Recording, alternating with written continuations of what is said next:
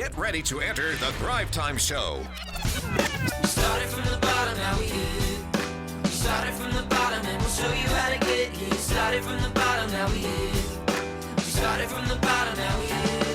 We started from the bottom, now we're on the top. Teaching you the systems to get what we got. Colton Dixon's on the hooks, I break down the books. Z's bringing some wisdom and the good looks. As the father of five, that's why I'm a dive. So if you see my wife and kids, please tell them hi. It's the C&Z up on your radio. And now 3, 2, 1, here we go.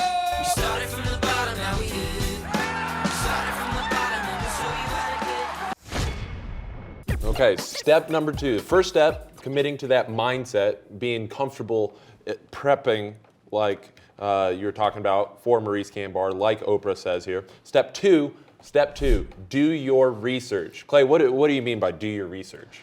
Well, when I talk about doing the research, let me walk you through this real quick. If we look on the board here and you're doing the research, this is like, we'll call this the A team because that's you. And you are a winner, chicken dinner. You're the best, right? But the other guys, you ever seen the other guys with Will Ferrell and Mark Wahlberg? The other guys, these are the guys that, this is not the A team. This is the other guys. This is the people you're negotiating with, let's say. They, over here, look at it from a certain bias. They're thinking, well, this is why it's a good deal for us. This is why it's not a good deal for us. This is why it's a good deal for you. This is why it's not a good deal for you. And over here, you have your own bias. And so the main thing is you've got to make sure that you think about the other side's perspective. You can't just be thinking about your perspective, because if you do, what you're doing is you're going into the negotiation kind of flying blind. You're actually going to struggle if you don't put on the other team's shoes, if you don't get in their boat, so to speak. You really have to look at the deal from their perspective. Very, very important that you do this because, again, you have to do your research, okay? You have to. Also, you got to understand that your company has kind of a weird smell going on. What am I talking about? I'm talking about that if you're the other guys, you're looking at this business and you're going, why does this deal stink? Why does this deal stink? And you're saying, why does this deal stink? Both sides are saying, why does this deal stink? And you think that your deal doesn't stink because you think that you are God's gift to business. You think you've got it going on. You think these guys are trying to take advantage of us. These guys are trying to, and then these guys are thinking, hey, these guys are trying to take advantage of us. And so you have to make sure that you know any of your weak links. You have to know what it is that's the worst part of your deal. You have to know that. So don't be thinking that your deal and that your company is flawless. You have to look at your company and be very self-aware and go, what is it about my company or about this deal or about this proposition or about this contract that's not a good deal for the other guys? And what kind of things what kind of things are not a good deal about those guys? And you have to make sure that you think about this objectively. Do not go into there with your own bias, completely clueless to what the other side is thinking. Some people call this a rude interview. And if you go to PR school and you spend a lot of time there, they're going to talk to you about this thing called the rude interview. And when you're doing an interview, if you were prepping to do like a debate or prepping to do a media appearance, you have to prepare as though the person interviewing you dislikes you, and they're going to ask you rude, offensive questions that you're not prepared for. So you want to make sure you think in kind of a devil's advocate sort of mindset where you go, what about my deal stinks? What about their deal stinks? And that's going to help you. So we're moving through the different steps of effective contract negotiations, okay? Mm-hmm. Effective contract negotiations. Step number 12, build rapport. That's not Rapport. It's building rapport. We're not building the Rapport. Rapport's not actually a thing. We're building rapport. Rapport. Now, here's the thing about building rapport. It's super duper important that you understand this. This is actually, we were transitioning now from the preparation. All the stuff we were talking about here, guys, this has all been preparation. This is all the stuff that happens pre-negotiation. We're trying to get you aware of all these moves. But now we're not doing prep anymore. We're actually we're doing it. This is actually the negotiation process, okay? We're actually negotiating right now. So what you have to do is you have to build rapport. Rapport means that people like you, okay? So we're going to kind of put up these rules on the screen so you get this, but I'm going to read this notable quotable to you, okay? Notable quotable from my main man, Dale Carnegie. He says, when dealing with people, remember you are not dealing with creatures of logic, but creatures of emotion. What does that mean? What he's talking about is that the person you're negotiating with, if you're doing it right, you want to try to get them to legitimately like you. Because if they do like you, then they're going to work with you a little bit more. If they don't legitimately like you, it's like it becomes a personal adversarial sort of situation. Now the next thing is, there's a quote here I want to read to you here. It says, a negotiation is a courtship, a dance. That's Michael Wheeler. He's at the Harvard Business School. What he's talking about is it's a dance. We're working together here. We're not having like a punch out where it's kind of a dance. It's kind of a romance. We're kind of working together. That's the idea. That's how it should be. It's not a situation where you're adversarial, you're fighting. It should be more of a dance. Now some other thoughts to think about. When you're building rapport, you want to practice the 70-30 rule. The 70-30 rule means that when you're negotiating, the other person, if you kind of view it as a combination here, okay? The first step is rapport. You have to get the other person talking 70% of the time. This is like a combination block. The combination is rapport, needs, benefits, close. That is the combination to this lock. If it's a padlock. If it's a padlock and you don't know the combination, good luck opening the padlock. But if you know the combination and you can just put in the code RNBC, it's easy to open it. When you're doing negotiation, if you don't have any rapport and the person sincerely doesn't like or trust you, then you can't move on to the next step, which is finding their needs. You really, really want to build rapport. And people's favorite topic is themselves, so you want them to talk 70% of the time. You want to get them to genuinely like you. And how do you do that? People's favorite topic, again, is themselves. If you get a group photo, you get a photo of your group, guess who? Think about the last Christmas photo you had taken. What do? You have a photo of you and 50 people. What do? You look for the picture of yourself. When was the last time you saw yourself? Probably in the mirror this morning. But yet we want to go, oh, look at the photo. There I am. Look, that's where I am. And when you're building rapport with somebody, their favorite topic is themselves. So go ahead and ask them. So tell me about your business. Tell me, how'd you hear about me? How familiar are you with me? I'm curious, what is it that you like to do the most? How was your weekend? You want to get them to talk about themselves because that is their favorite topic, rapport. Rapport. So building rapport. Yep. Okay. Step number 13. We're talking about the different ways to effectively negotiate these contracts. Step number 13. Discover and discuss everyone's needs. All the different parties that are involved, discuss their needs. How do you do this? So you build that rapport. Now hopefully they should like you. But now we got to find their needs. We got to find what are their true needs. So what you're looking for is what are the problems that they're looking to solve. So you even want to say this. I would encourage you to write this down. We want to say this. So if this deal works out for you, what does a win-win look like for you? What are your needs? What are you looking to get out of this deal? Ask them that question. Also say, what problems are you looking to solve? I mean, as a result of this deal, if this deal goes through, what problems will you solve as a result of this deal? You want to ask them that.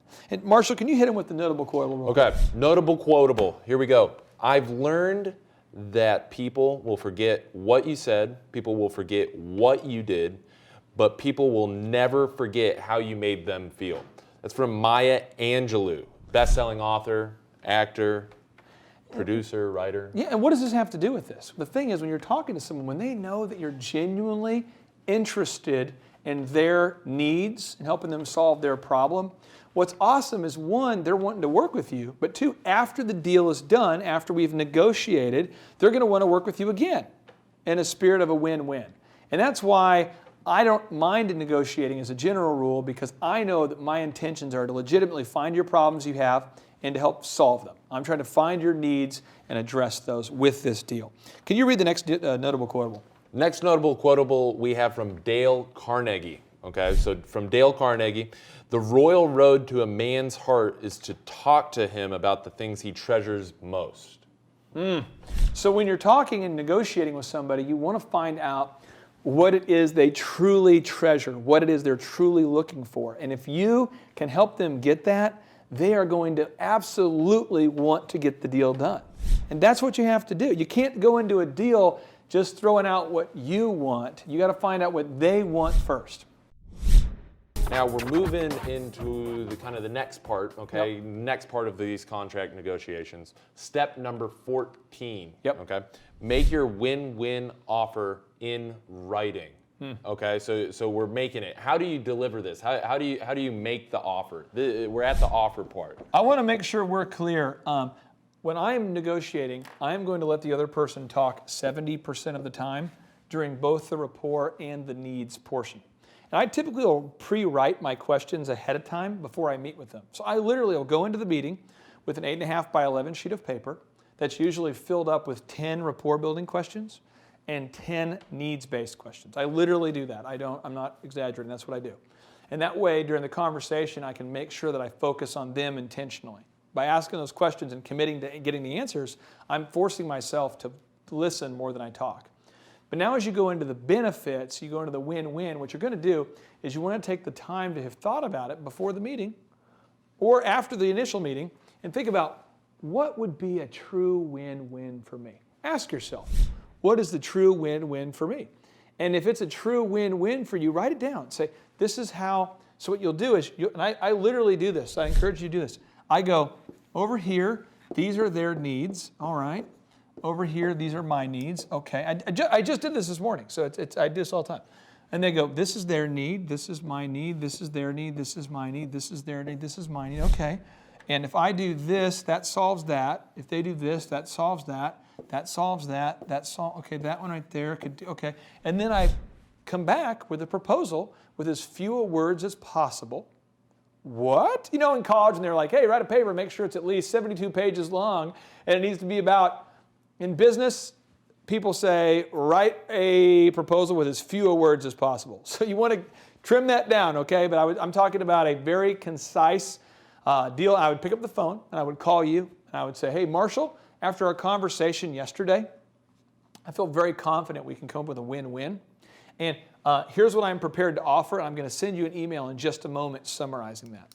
1, we'll do this. 2, we'll do this. 3, we'll do this.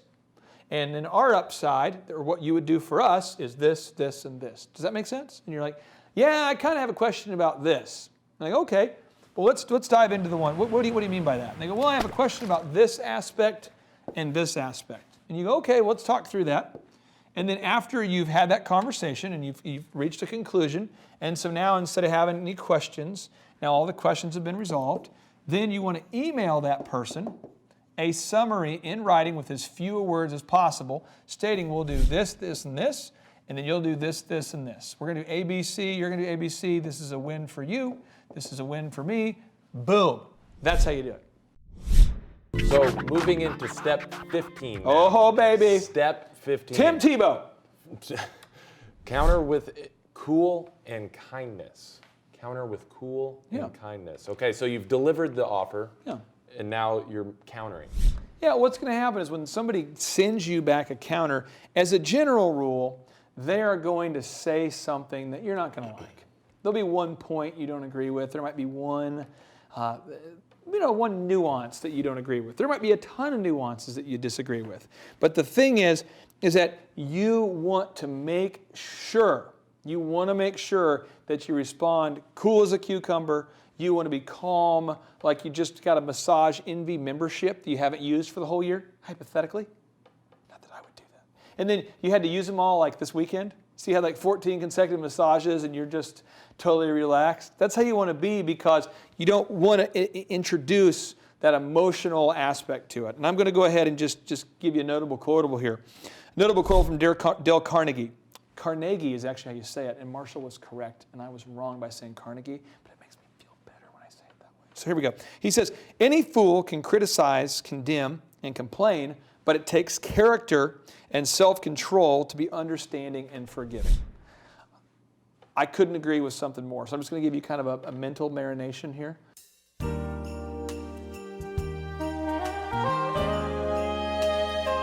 Any fool can criticize, condemn, and complain, but it takes character and self-control to be understanding and forgiving.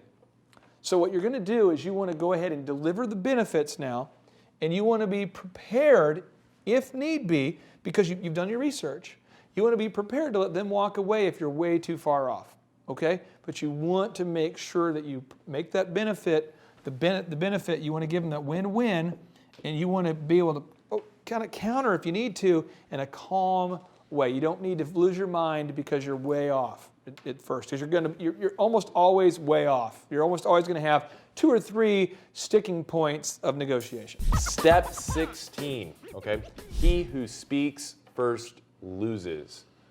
Walk me through this. This is a magical step right here. Well, this is a step that if you're from San Francisco, we know we have quite a few thrivers in that San Jose, San Francisco area. Yeah. First off, Joe Montana, number 16, Joe Montana. But now let's get into it. So here we go. The point is, when you're going in for this, you're closing the deal, or Jim Cathcart, one of our Thrive mentors, he likes to call it confirming the deal because of the semantics. He likes to say we're confirming the deal. We're not closing, but we're confirming. We're not ending the relationship. We're confirming the relationship. But when you're going to confirm the deal, what you need to make sure you're doing is you need to make sure you have this right mindset. You don't want to go into it with a kind of a mindset where you go, oh man, I'm going to make a win-lose. Have the right mindset here, okay? Because we're going to get into this. You're going to make this offer, and when you make the offer, you had better have made it with the other party in mind. You had better have tried to make a win-win. And when you make that win-win, if the other party doesn't agree, let's say you're sitting there in a room face-to-face with them, and you say, now, Marshall, this is what I'm prepared to do for you. I can do A, B, C, and you can do A, B, C. Once you say it, let it sit. And just look at them in the face. Just look at them and go. And then they're going to look down at their piece of paper and they're going to go, well, now, okay. Don't interrupt them. Let them think. It's crazy uncomfortable for you, but just work with me. You look at them and you go, well, what do you think? If you're Donald Trump doing a debate, you might go. But the point is, you just want to let them think. And then when they're thinking, they're going to say, well, I had a question. And your temptation is going to be saying, well, I can do this. And you're coming off your points and you're trying to quickly negotiate down because you want to save the deal. But instead, just let it, if you've been genuine, you've done your research, you've made a fair offer, it's a true win-win, let it sit. And they're going to go, well, yeah, it seems pretty good. I did have a question about this point. And then don't lose your confidence. Don't lose your composure, and just go, okay, well, what do you mean by that? And just be very confident, but just try not to speak first. Let them speak first, and then seek to understand them. Don't seek to be understood. Seek to understand them. Truly, if they say, well, I have a concern about this, then ask them 2 or 3 questions to really understand it. Well, what do you mean by that? Can you describe that to me in maybe a different way? I want to make sure I fully understand you. Because we're very close to the finish line. We are very close to getting a win-win deal done. We don't want to screw this up. So don't talk first. Again, what not to do, make the offer and then just sit for a minute and let them marinate on it. I've unfortunately had to do depositions in my career. I've had to do mediations in my career. Mediation is where 2 parties disagree. Instead of going to court, you hire a mediator and you mediate. You basically try to come up with a win-win without a court, a settlement that's a negotiation there, that's a mutually agreed upon idea or agreement. And I've actually been a mediator before. I've actually mediated for people. And in both situations, I'm just telling you, he who speaks first almost always loses. And I don't understand psychologically why it happens, but it does. Back to you.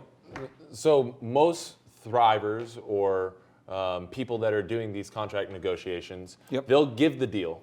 And then they'll be uncomfortable with that silence in between the close and giving it. Yeah. And so they want to fill that void with something because they think they're getting nervous. But if you've really done your work, what you're saying is you've created a win-win. You should feel confident and let them speak.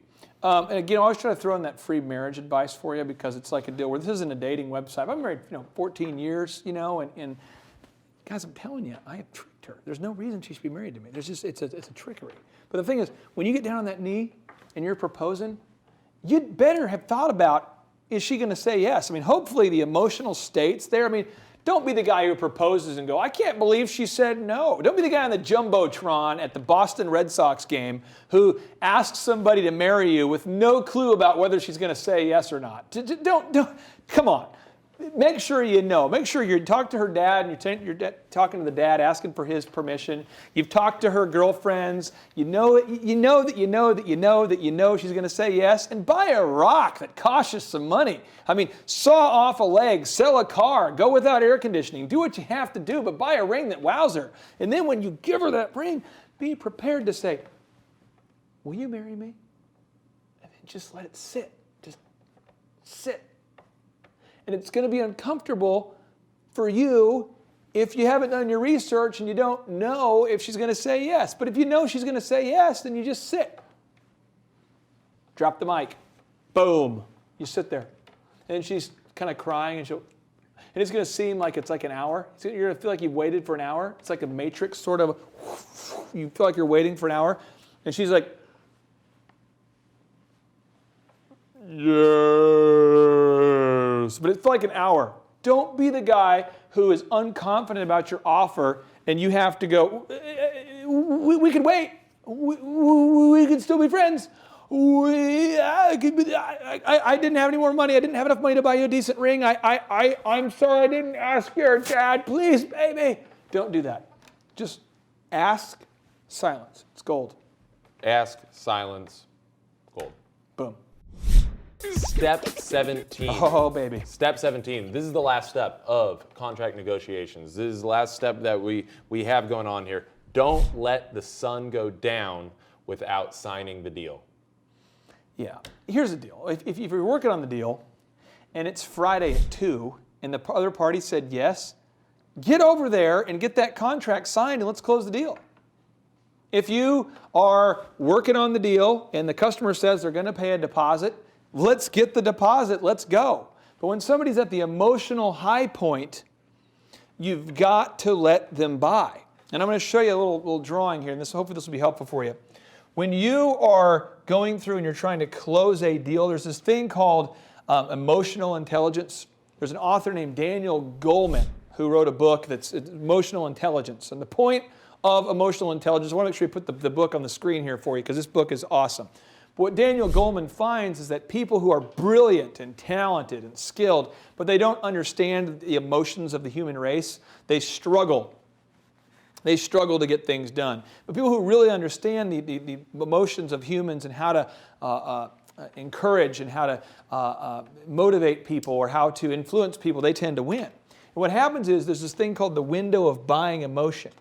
And so if the person said yes right here, within 72 hours, this thing called buying remorse, buyer's remorse starts to set in. And so people, if this is like your likeliness to buy or not, this right here is an all-time high. This is like a level 10. And if you wait 72 hours, by the time you wait, I mean, if they said, yeah, let's do the deal on Friday, and you don't close the deal before the weekend hits, on Monday, emotionally, they're down here at like a 0. So they now have like a 0% chance of working with you because they've thought through it some more. And now they have a whole series of other questions. And so now you got to go back in and get the emotional state up there. It'd be a lot like, and again, I feel like this is like a dating seminar almost. It's like I want to get this myself and maybe have my kids watch this at some point. But the thing is that if you've been wowing a girl for like 6 months and you've been wowing her and you know she would say yes, and then you go, hey babe, I'm going to go to Europe for like 3 or 4 months, to find my inner self, and I'll be back. And then you don't talk to her at all, no email, no text, no Skype, nothing. And then you come back after being gone for 4 months and you're like, hey baby, I was talking to this barista in the foothills of the Swiss Alps, and we were talking, and he was saying that I should marry you, and I realized how much you really mean to me, and I guess I just let a good thing go. I should have asked you. And then she's like, baby, I'm dating another dude, and that dude is your brother. It's a bad deal. I don't know why I mentioned that little twist at the end. But the point is, don't just Don't wait until after, if the buying emotion is there, close the deal. Don't go to the Swiss Alps and then come back and try to get that thing going again, because you're going to end up on like Maury Povich or like Ricky Lake or Oprah, and you're going to find out that she is marrying your brother. Wow. That is really just bringing it full circle. Full circle. Combo dating advice. Yeah, you're not going to get that kind of stuff on any other website. Okay. No, you're not. Well, let's run through these steps. Yep. You can offer any closing thoughts to the steps to effective contract negotiations. Okay. Sure. So step number 1, commit to a mindset of exhaustive preparation. Okay. Step number 2, do your research. Do it. Okay. Step number 3, know your numbers ahead of time. Real quick, nobody wants to do these first 3 steps, and I'm going to be honest with you. I was doing a preparation just this morning again for that deal I was working on with the pro hockey team. I hate that stuff. I hate doing that. Just to be real, if you go off of how you feel, you're not going to do what you need to do. But diligence is the constant application of effort. I don't want to do that. Who wants to get up at 3 a.m. on a Sunday and just sit there and grind through exhaustive research? Who wants? I don't. But I want to win, baby. And when you do hard things, life gets easier. So do these early steps, even though they don't seem fun. Don't just go showing up for a negotiation flying in blind. Okay. So step number 4. Batting cleanup. Seek a win-win. The whole concept of a win-win deal. Step number 5, allow for wiggle room. About 15% wiggle room in your contracts. Don't buy shoes for an 8-year-old that are the perfect size. Okay. Step number 6, always start the negotiations. You got to be the first person to move. Yeah, because that becomes the average or the normal. That becomes the basis point people come back to. Okay. Step number 7, put that mess in writing. You gotta put that mess in writing. You can't be just letting it swirl around via email back and forth with a wall of text and all this gibberish and all these verbal semantics. You just got to go ahead and concise it, get it nice and concise, boil it down into some nice bullet points of exactly what you're offering. The win-win. Step number 8, don't freak out. You don't want to freak out. I mean, because if you freak out, people get, if you're at a restaurant, you're talking to your wife, and I've never done this before. Other people have, though, right? You're at a restaurant, and your wife says, like, hey, babe, your mom just called, and you're like, what in the world? If everyone in the restaurant's like, it just gets weird. You can do that. And I've never done that, and I don't even know why that example pops into my mind, but I can tell you this, that other people don't freak out. Don't freak out. Yeah. Step number 9, don't get stuck. Don't let the deal get stuck. Don't get stuck. Step number 10, don't be afraid to let the other guy walk away from the deal. Yeah, don't let them walk. Don't be afraid about it. I mean, the thing is, if you know that if you're confident of your numbers and what a win-win looks like, you can walk away all the time. And I'm going to be I want to underscore this. I want to be very transparent, very real. I probably say no to 10 deals for every one that I say yes to. So just a little context. 10 no's for every one yes. And if you read the writings of Steve Jobs or some of the things he said throughout his career, I estimate that number might need to be much higher for you. You might have to say no to every 50 deals for every one you say yes to. There you go. Step number 11, understand the dirty moves. You got to know the dirty moves. You got to know the dirty moves. The deal is you have to know what the bad guys are going to do, or you can't stop them. That movie, Catch Me If You Can, where Leonardo DiCaprio, true story, based on a guy who lives in Tulsa, Oklahoma. What? Boom. Anyway, the thing is, that movie is about a guy who scammed the government. Well, the government, he scammed a lot of companies too, but he ended up going to jail, and the government's like, hey, dude, you're such a scammer. Will you come out of jail and help us figure out how scammers think? And he's like, yeah. And homie, true story. If you look up this guy, the aviator, he literally now, I think his name is Frank something or other, but he now actually works for the government trying to figure out how people scam the government. There you go. Yeah. Step number 12, build rapport. Build a rapport. Don't confuse that with rapport, because rapport's not a word. Rapport, not rapport. Step number 13, discover and discuss everyone's needs. You got to find their needs. And I got to tell you this, just trying to get extra little marriage advice there. It doesn't matter where you want to eat. It's where she wants to eat. And when you go where she wants to eat, let me tell you this. If I don't have any meat, wheat, or sweets, and I'm organic, I've got nothing to panic about, because I know that at the end of the night, Anyway, back to you. All right. Step number 14. Yep. Make your win-win offer in writing. I don't know why the guys on the set are laughing. Guys, I'm trying to endorse the sanctimonious nature of marital bliss, and the guys on this set are acting like, we can read about Kim Kardashian and Kanye, right? But just because I'm having some marital bliss doesn't mean you guys can laugh. That's real talk. How do you think you get 5 kids? Back to you. All right. Step number 14. Make your win-win offer in writing. Yeah, put it in writing. Don't just be, having that stuff circulating in your cranium. Make sure you put that in writing. Step number 15. Counter with cool and kindness. Yeah, number 15. I mean, you think about 15, you think about Tim Tebow, and then you think about kindness. You think about, being cut from, I think every team in the NFL's now cut him once, but he's still kind. Step number 16. He who speaks first loses. Keep that in mind. Yeah, don't feel the need to fill in the void by just mindless conversation that's actually going to derail the deal. Okay. And the last step, step number 17. Don't let the sun go down without signing. Don't let that happen. I mean, Elton John wrote a great song called Don't Let the Sun Go Down on Me that really doesn't relate at all to this subject, but it's a great song, and if it gets stuck in your head today, that's my gift to you. But the thing is, honestly, when you have a deal and you've negotiated, you've worked that hard, don't just go to the Swiss Alps and talk to a barista for 4 or 5 months, a barista. If you live in New York, you call them baristas. But you don't just disappear for 4 months and then come back, because when you do, you're going to find out that she is going to now be dating your brother and the marriage is off. Bam. Boom. The number of new customers that we've had is up 411% over last year. We are Jared and Jennifer Johnson. We own Platinum Pest and Lawn and are located in Owasso, Oklahoma.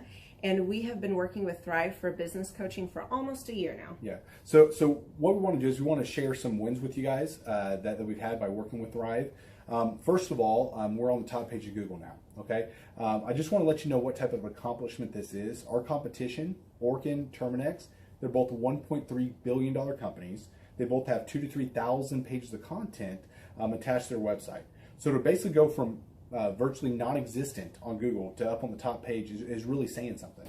But that's come by being diligent to the systems that Thrive has, by being consistent and diligent on doing podcasts and staying on top of those podcasts to really help with getting up on with their listing and ranking there with Google. And also we've been trying to get Google reviews, asking our customers for reviews. And now we're the highest rated and most reviewed pest and lawn company in the Tulsa area. And that's really helped with our conversion rate. And the number of new customers that we've had is up 411% over last year. Wait, say that again. How much are we up? 411%. Okay, so 411% we're up with our new customers. Amazing. Right. So not only do we have more customers calling in, we're able to close those deals at a much higher rate than we were before. Right now, our closing rate is about 85%, and that's largely due to, first of all, like our Google reviews that we've gotten people really see that our customers are happy, but also we have a script that we follow. And so when customers call in, they get all the information that they need. That script has been refined time and time again. It wasn't a one and done deal. It was a system that we followed with Thrive in the refining process, and that has obviously the 411% shows that system works. Yeah. So here's a big one for you. So last week alone, our booking percentage was 91%. We actually booked more deals, more new customers last year than we did the first 5 months. Or I'm sorry, we booked more deals last week than we did the first 5 months of last year from before we worked with Thrive. So again, we booked more deals last week than the first 5 months of last year. And it's incredible. But the reason why we have that success is by implementing the systems that Thrive has taught us and helped us out with. So. Some of those systems that we've implemented are group interviews. That way we've really been able to come up with a really great team. We've created and implemented checklists. That way everything gets done and it gets done right. It creates accountability. We're able to make sure that everything gets done properly, both out in the field and also in our office. And also doing the podcast, like Jared had mentioned, that has really, really contributed to our success. But like I said, the diligence and consistency in doing those, and that system has really been a big blessing in our lives. And also, it's really shown that we've gotten the success from following those systems. Yeah. So before working with Thrive, we were basically stuck. Really no new growth with our business. And we were in a rut, and we didn't know. The last 3 years, our customer base had pretty much stayed the same. We weren't shrinking, but we weren't really growing either. Yeah, and so we didn't really know where to go, what to do, how to get out of this rut that we're in. But Thrive helped us with that. They implemented those systems. They taught us those systems. They taught us the knowledge that we needed in order to succeed. Now it's been a grind. Absolutely, it's been a grind this last year.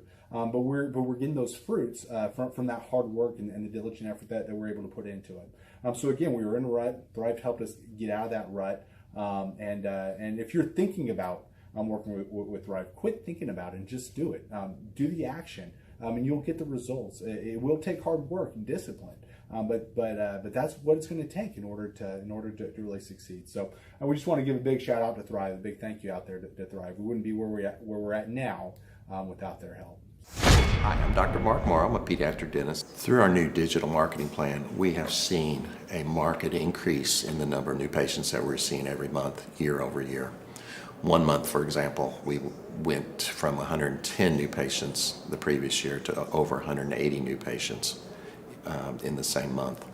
And overall, our average is running about 40 to 42% increase month over month, year over year. The group of people required to implement our new digital marketing plan is immense, starting with a business coach, videographers, photographers, web designers. Back when I graduated dental school in 1985, nobody advertised. The only marketing that was ethically allowed in everybody's eyes was mouth-to-mouth marketing. By choosing to use the services, you're choosing to use a proven turnkey marketing and coaching system that will grow your practice and get you the results that you're looking for. I went to the University of Oklahoma College of Dentistry, graduated in 1983, and then I did my pediatric dental residency at Baylor College of Dentistry from 1983 to 1985. Hello, my name is Charles Kolaw with Kolaw Fitness. Today I want to tell you a little bit about Clay Clark and how I know Clay Clark. Clay Clark has been my business coach since 2017. He's helped us grow from 2 locations to now 6 locations.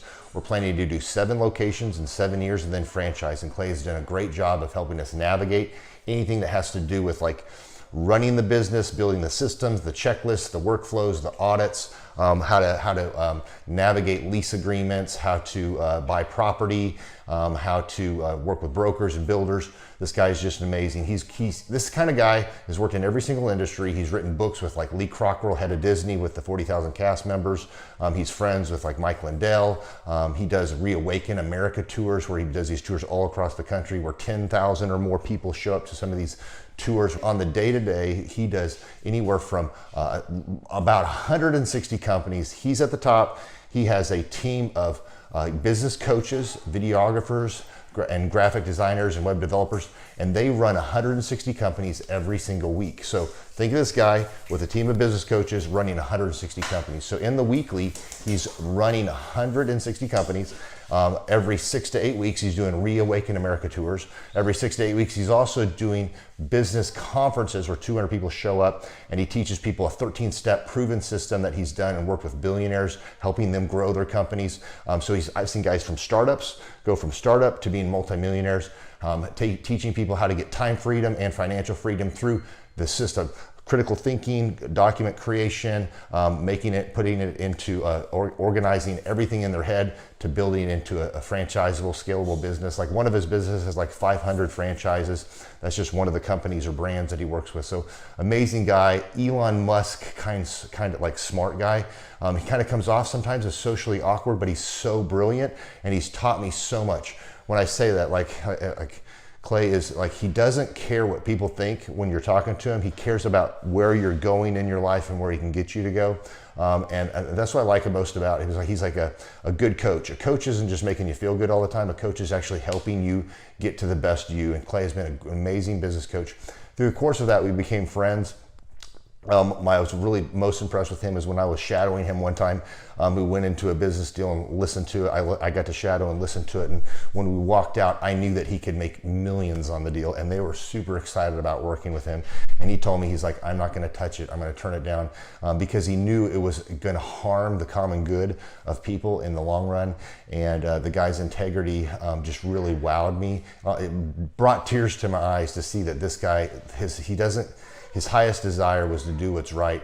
And anyways, just an amazing man. So anyways, impacted me a lot. He's helped navigate anytime I've got nervous or worried about how to run the company or, navigating competition and an economy that's like, I remember we got closed down for 3 months. He helped us navigate on how to stay open, how to get back open, how to just survive through all the COVID shutdowns, lockdowns. I'm Rachel with Tip Top Canine, and we just want to give a huge thank you to Clay and Vanessa Clark. Hey guys, I'm Ryan with Tip Top Canine. Just want to say a big thank you to Thrive 15. Thank you to Make Your Life Epic. We love you guys, we appreciate you, and really just appreciate how far you've taken us. This is our old house, right? This is where we used to live a few years ago. This is our old neighborhood. As you can see, it's nice, right? So this is my old van and our old school marketing, and this is our old team. And by team, I mean it's me and another guy. This is our new house with our new neighborhood. This is our new van with our new marketing, and this is our new team. We went from 4 to 14, and I took this beautiful photo. We worked with several different business coaches in the past, and they were all about helping Ryan sell better and just teaching sales, which is awesome, but Ryan is a really great salesman. So we didn't need that. We needed somebody to help us get everything that was in his head out into systems, into manuals and scripts, and actually build a team. So now that we have systems in place, we've gone from 1 to 10 locations in only a year.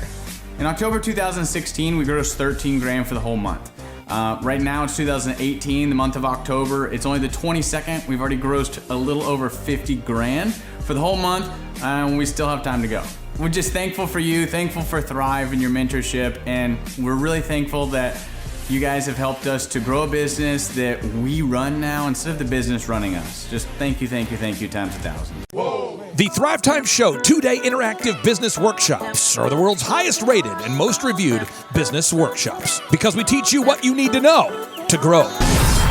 You can learn the proven 13-point business systems that Dr. Zellner and I have used over and over to start and grow successful companies. I mean, we get into the specific steps on what you need to do to optimize your website.